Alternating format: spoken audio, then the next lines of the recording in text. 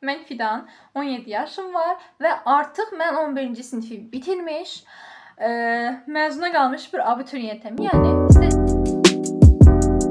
sizə danışım buraxılış və blok nəticəmdən. Belə ki, mən buraxılışdan 226 bal toplamışdım və bu mənə yetərli idi. Düşündüm ki, blokdan da ən az, yəni belə gözlənilən kimi nəticə gələsi olsa, mən bacaracağam.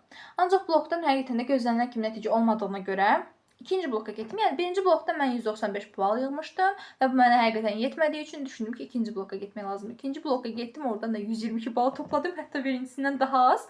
Həqiqətən də artıq həmin an sanki mənim üçün həyat bitdi də. Yəni mən bilirdim ki, artıq istədiyimi qəbul edə bilməyəcəm. Qarşıdan gəlir məzun günü, qarşıdan gəlir ixtisas seçimi. Mənə bunların heç bir maraqlı deyildi. Hələ məzun günü qətiyyən maraqlı deyildi.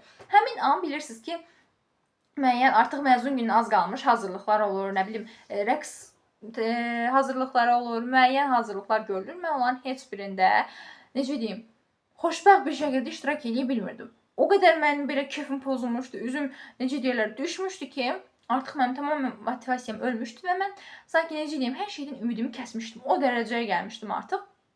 Çünki, necə deyim, insan təsəvvür edin ki, siz 11 il oxuyursunuz, axırda o deyil də, yəni istədiyinizə çata bilmirsiniz. İnsan həqiqətən də xəyal qırıqlığına uğraya bilər. Bu çox normal bir hadisə idi ki, mən özümü normal hiss eləməyim, yaxşı hiss eləməyim. Həmin dönəmdə mənə valideynlərim çox böyük dəstək oldular. Anam, atam həqiqətən mənim yanımda oldular. Çox təşəkkür edirəm onlara.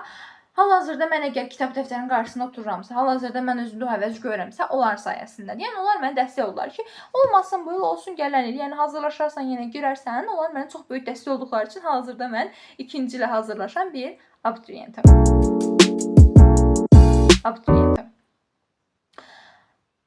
Məzun günü gəldi, keçdi. Artıq növbə çatdı ixtisas seçiminə. İndi hər kəs ixtisas seçimi eləyir. Mən də oturmuşam, belə gözləyirəm ki, nə vaxt ixtisas seçimi bitəcək, nə vaxt cavablar çıxacaq, artıq nə vaxt biz digər ilə keçəcəyik. Yəni, nə vaxt biz sentyabra çatacağıq da mən dərs oxuyacağam. Çünki həqiqətən özümdə həmən anlar heç o motivasiyanı, heç o həvəsi görmürdüm. İxtisas seçimi oldu.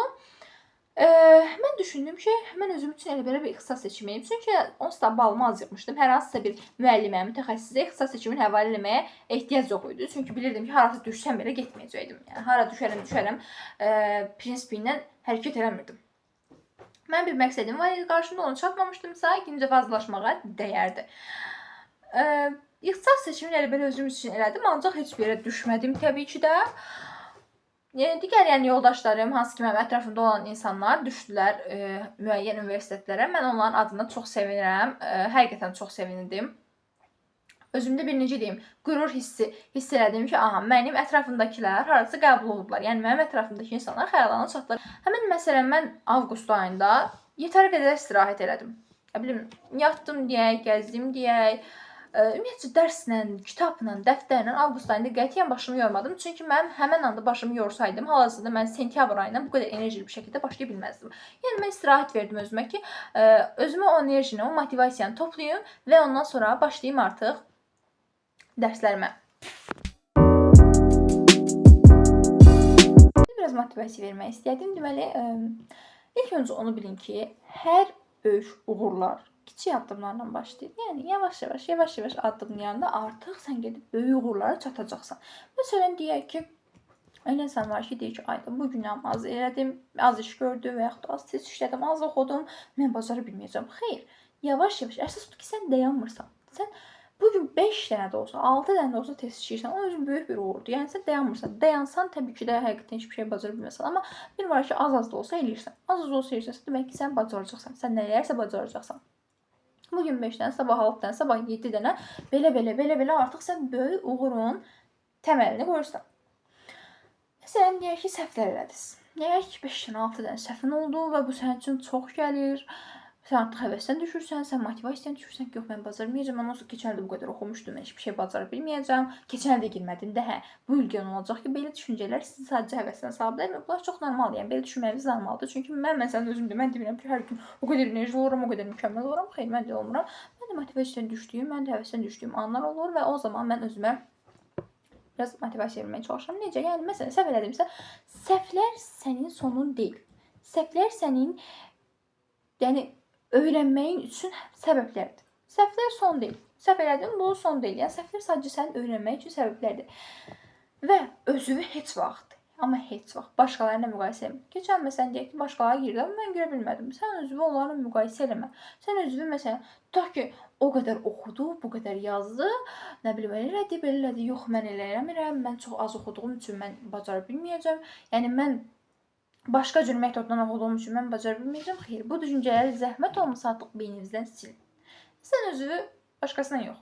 Dünənki özünlə müqayisə elə. Mən dünən necə idim? Mən dünən belə idim. Amma bu gün necəyəm? Mən bu gün daha çox oxuyuram. Məsələn, mən deyə özümdən nəticə alıram, çıxardıram ki, mən keçən il daha az oxuyurdum. Yəni bu ilki nisbətən daha az oxuyurdum. Bu il ondan daha çox oxuyuram. Və mən bilirəm ki, əgər keçən il az oxuyub o qədər bal yemişəmsə, bu il çox oxuyub 2 qatını edə bilərəm.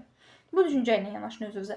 Məsələn, bir dənə şüarım var. Yəni həmişə beynimdə bunu səsləndirərək necə deyim, özümə motivasiya verə bilirəm. Özümü həvəsə sala bilirəm. Mən necə deyirəm? Mən deyirəm ki, həmişə fidan alınmadısa, demək ki, xeyir var. Yəni bir iş alınmayıbsa, demək ki, bu işin içində bir xeyir var ki, alınmayıb. Yox, gör hələ alınsaydı nələr olardı ki, sən onlardan qorunmusan. Bunu düşünərəkdən yola çıxa bilərsiniz və həqiqətən də bu insana çox böyük həvəs verir.